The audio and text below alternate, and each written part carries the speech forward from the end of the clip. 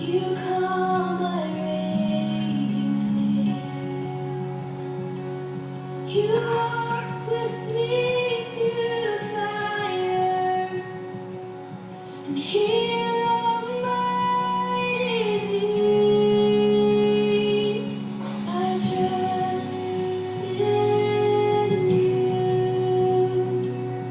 I trust in you.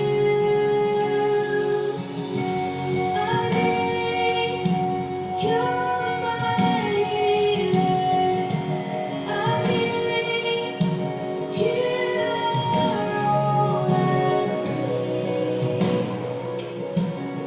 I believe, and I believe you're my portion.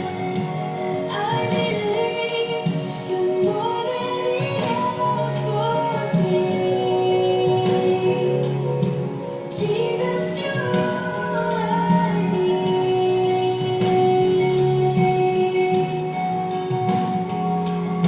You hold my hand in you calm my raging sea.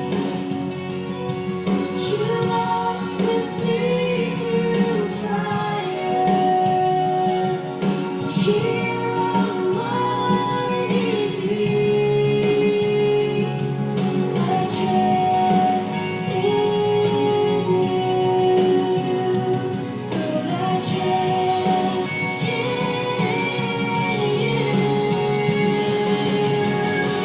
I believe you're my healer. I believe you are all I need.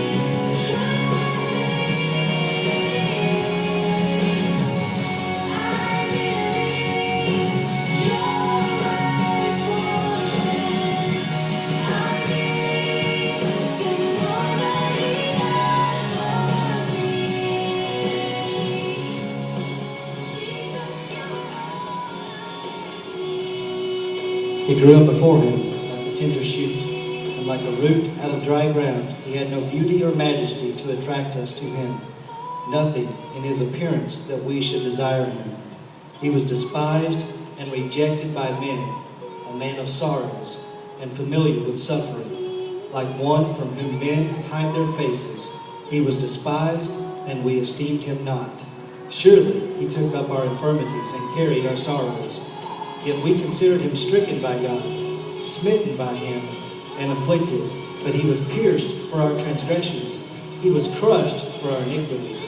The punishment that brought us peace was upon him, and by his wounds we are healed. We all like sheep have gone astray. Each of us has turned to his own way, and the Lord has laid on him the iniquity of us all. He was oppressed and afflicted, yet he did not open his mouth. He was led like a lamb to the slaughter, and as a sheep before her shearers is silent, so he did not open his mouth. By oppression and judgment he was taken away. And who can speak of his descendants?